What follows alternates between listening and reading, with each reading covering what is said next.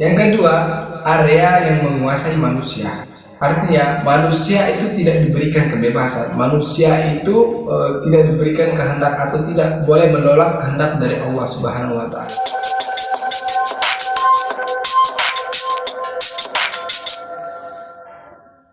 Assalamualaikum warahmatullahi wabarakatuh. Syukran hamdanillah, asyhadu an la ilaha illallah wa asyhadu anna Muhammadar Rasulullah.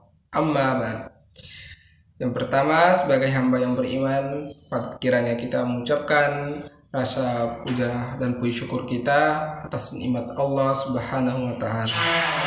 Yang kedua, tak lupa pula marilah kita haturkan selawat serta taslim kepada Nabiullah Muhammad SAW atas perjuangan beliau, atas dedikasi beliau sehingga Islam mampu tersampaikan ke seluruh penjuru alam. Baiklah teman-teman, pada video kali ini saya mencoba untuk membahas qada dan qadar. Kenapa saya membahas tentang qada dan qadar? Karena persoalan qada dan qadar ini masih terjadi keambiguan di tengah umat Islam pada hari ini dalam memahami konsep qada dan qadar.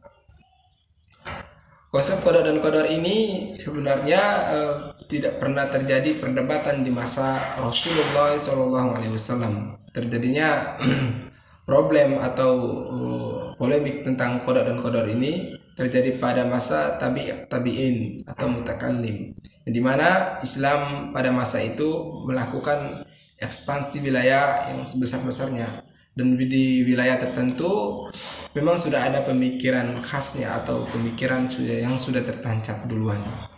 Di antaranya Suriah ataupun Mesir itu sudah mempunyai filsafat.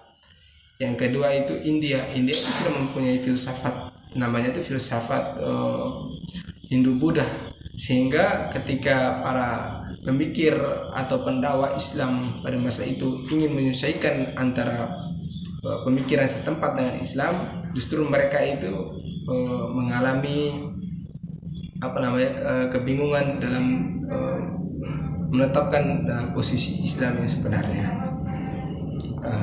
Olehnya itu ada 3 aliran yang coba untuk membahas menyangkut qada dan qadar. Yang pertama itu aliran Mu'tazilah, yang dimana Mu'tazilah memahami bahwasannya qada dan qadar merupakan ketetapan Allah Subhanahu wa taala. Allah menciptakan manusia, namun Allah itu tidak menciptakan perbuatannya.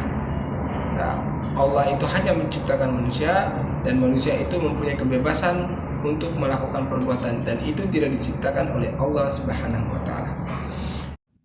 Oke, yang kedua yakni Jabariyah. Jabariyah memahami bahwasannya Allah itu menciptakan manusia sekaligus perbuatannya, dan manusia tidak diberikan iradah, tidak diberikan kehendak untuk memilih perbuatan. Semua itu diciptakan oleh Allah Subhanahu wa taala, baik itu perbuatan yang baik ataupun perbuatan yang buruk. Kita melakukan zina, kita mencuri, itu merupakan ciptaan oleh Allah Subhanahu wa taala, dan itu kehendak Allah Subhanahu wa taala.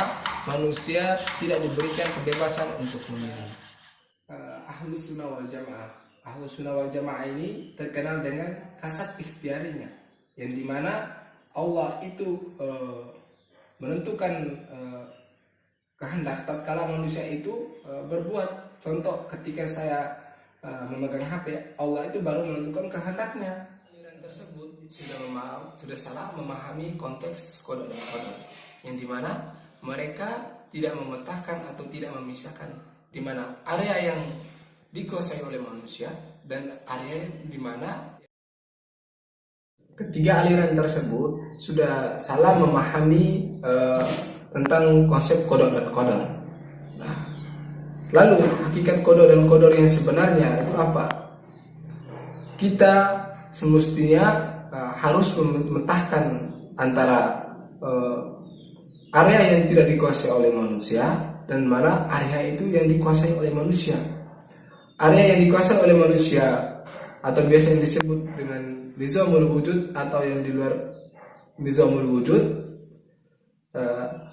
Nizamul wujud itu sesuatu yang murni datangnya dari Allah Subhanahu wa taala dan tanpa campur tangan manusia. Contoh, saya dilahirkan di mana, warna kulit saya apa, rambut saya keriting, rambut saya lurus atau hidung saya besar sebelah, itu merupakan